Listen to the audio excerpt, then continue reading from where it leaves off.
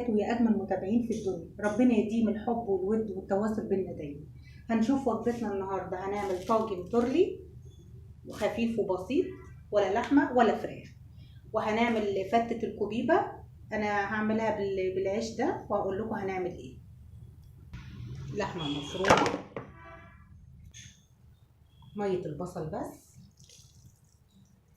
شويه فلفل، شويه كمون، شويه ملح،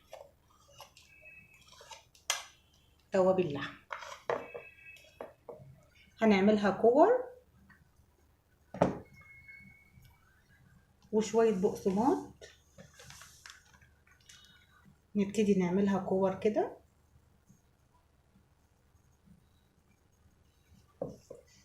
زي ما انتوا شايفين عملتها كور اهوت، وهنحطها في التلاجة 10 دقايق بس. نعمل مع بعض دلوقتي الطاجن التورلي. هننزل بحبة زيت، بصلة مبشورة،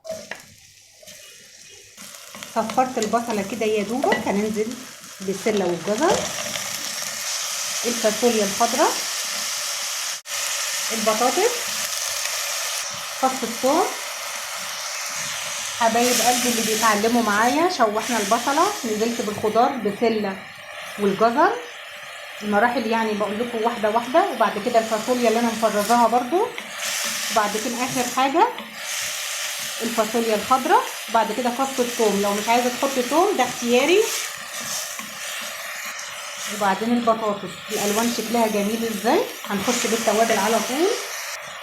ادي شوية فلفل، كمون،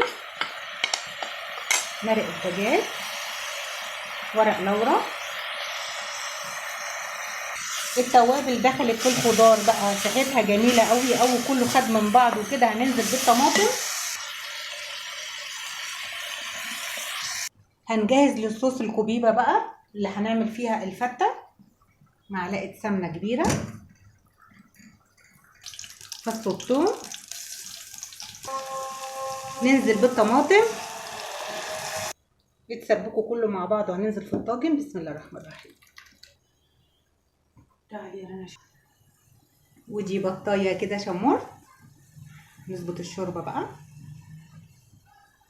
لازم يكون الطاجن فيه سوائل عشان الفرن بينشفه. شايفين الجمال ده بقى؟ والله تتاكل نيه قبل ما تخش الفرن. نعملها بالفويل.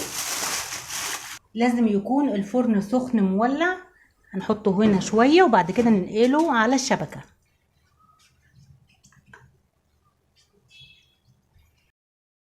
في معلقه سمنه،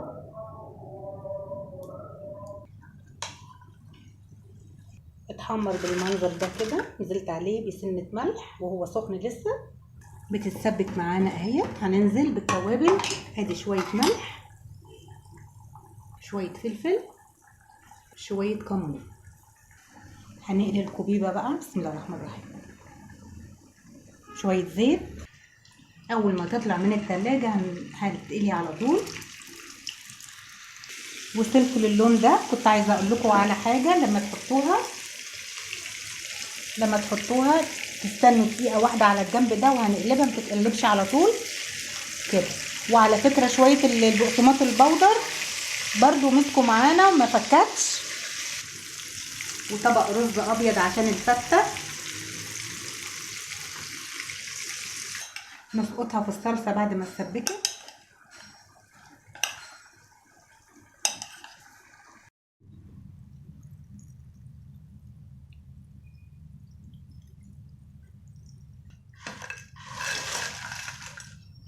لازم الشوربه تكون سخنه. هنحط كرنبين بس كده مش اكتر. نرشرش كده حوالين العيش. وبعدين الرز. هنرص الكوبيبه على وش الفته. بسم الله الرحمن الرحيم.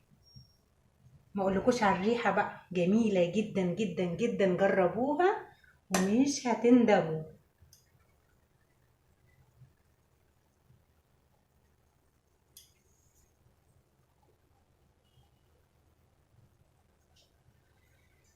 شويه صلصه من على الوش،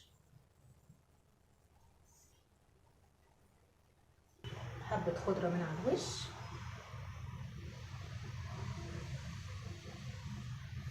وبكده وجبتنا خلصت معاكم النهارده، يا رب تعجبكم. جربوا وصفتنا ومش هتندموا. اوعوا تنسوا اللايك والشير واشتراك في القناه. اشوفكم بكل خير يا رب. باي باي.